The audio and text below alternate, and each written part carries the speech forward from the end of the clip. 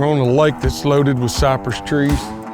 What a way to catch some big fish. This is a great way to do it. It's a great method of fishing for just catching fish, period. It sharpens you up on your pitching and your skipping to different targets and everything. Plus during the day, you're also getting a lot of bites, fishing those shady areas and everything around the trees and stuff. And it's just a great way to go and have fun and catch fish, and it's something different from going and just fishing open water and everything else. So today's just gonna be a fun day, flipping and pitching cypress trees and giving you some tips on exactly how and what I look for when I'm fishing cypress trees.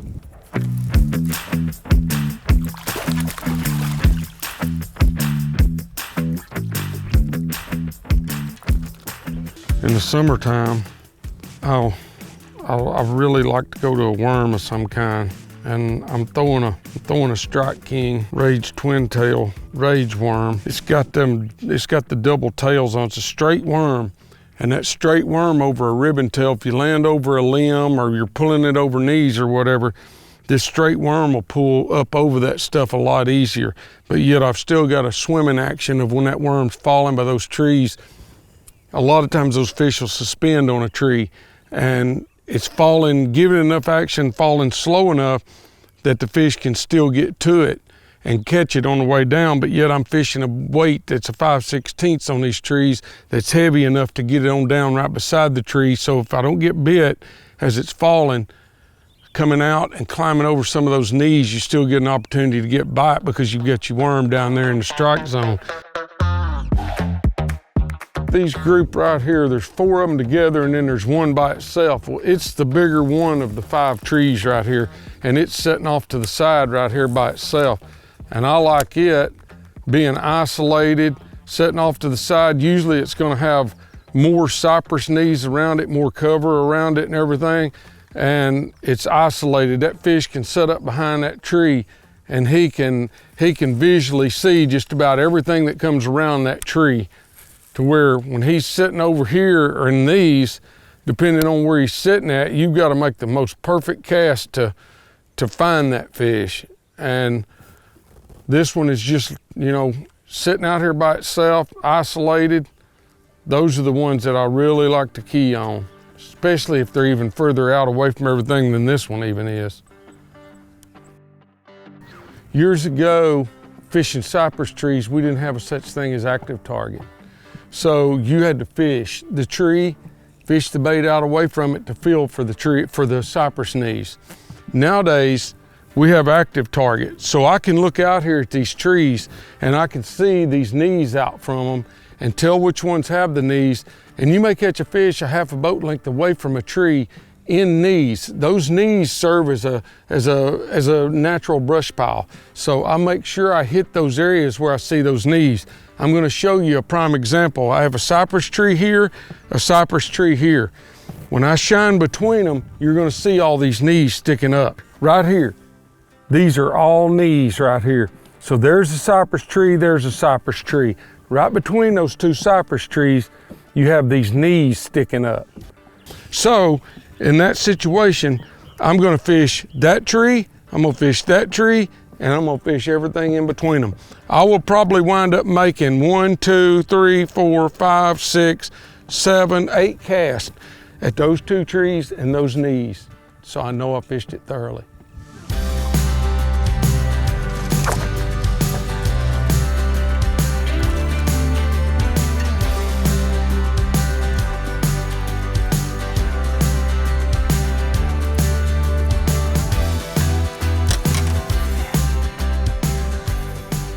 Well, that fish right there, I'd gotten away from those shallower trees that I was fishing and got out into a little deeper water here, and that fish was on a deeper tree. Just like I said, that fish was suspended. When you're up in about that 4 foot of water, those fish seem to be down next to the bottom. This is 7 and 8 feet. Seems like those fish are about halfway down. So right now these fish are set up pretty much 4 foot deep. So you could take that pattern and probably run it all over the lake. But here's going to be your high percentage trees. We've talked about trees sticking out, point trees, trees by themselves and all that, but also depth plays a big role in that. And whenever you're looking for the right trees, if you see open water, like right here in front of me, you see this open water, and all of a sudden you see a group of cypress trees, more than likely that water's getting deeper between here and there, and it's gonna come up. And wherever that high spot is on that, and the isolated trees is gonna be the high percentage places. So depth plays a big key role, and you can look on a body of water that has a lot of cypress trees, and you can tell usually where that depth is gonna change. Somewhere in that group of trees right there in front of me, without me knowing from right here, one end of those trees or the other end is gonna be shallower. And wherever that high spot is, that's where I'm gonna get my next bite. Hey, when I'm fishing these cypress trees, and it doesn't really matter what time of the year I'm fishing them. When I'm fishing cypress trees, if I'm flipping or pitching something to it, the setup I use is a 7-foot, 6-inch heavy action rod. One of the reasons why a fish moves, every fish that bites you on a cypress tree, he moves, he takes off with it. He doesn't just sit there and suck it in and sit by the tree. So the longer the rod, the stiffer the rod, I can get way up here on him and still get a good hook in him. I never usually fish less than like a 17-pound line of fluorocarbon, usually 20. The other things, I like an 8:3 to 1 gear ratio reel. And the reason why that is, I have 2 reasons, and I stick with these 2 reasons all the time. When that fish bites you by that tree and he takes off moving, if he's coming at you, the faster you can make that line up on him and get that hook in him, the better hookups you're gonna have, the better opportunity to get that fish in the boat. The other reason is, there's so many cypress trees here, I'm fishing through them and everything. When I make that pitch, I fish that cypress tree, I pull away from that cypress tree, the faster I get it in, the faster I can make a pitch to the next one. You're gonna get more bites that way. When I'm pitching a worm to cypress trees, I always usually fish a 5/0 straight shank hook, and my favorite weight is a 5/16. But the key to it all is the worm. I want my worm straight. I don't want a ribbon tail worm, I want it straight, but I want that worm to have some action. So that's why I throw the double-tailed worm here, something to give it a little kick on its way down. So if those fish are suspended on the side of that tree, that worm's swimming its way down, it slows it down just enough they can get it.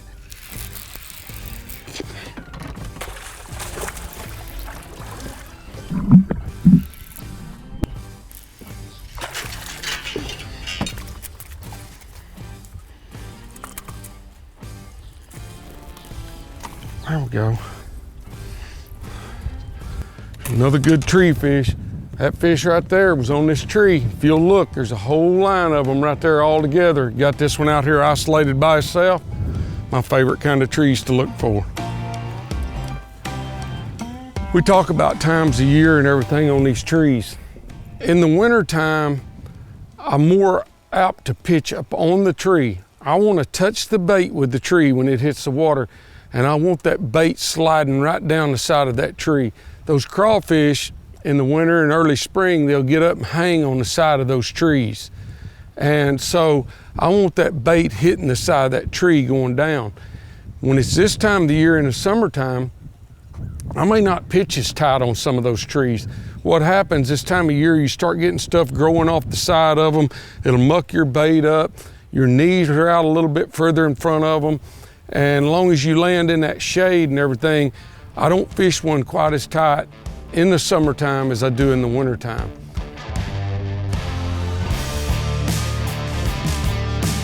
I think it's a biggie. He's got me hung up. Look at the bull. He come out then. Glad we're done, because I think I just ran out of worms. What a dang day cypress tree fishing. It's fun. Use those tips that we gave you today, and oh my gosh, what a fish.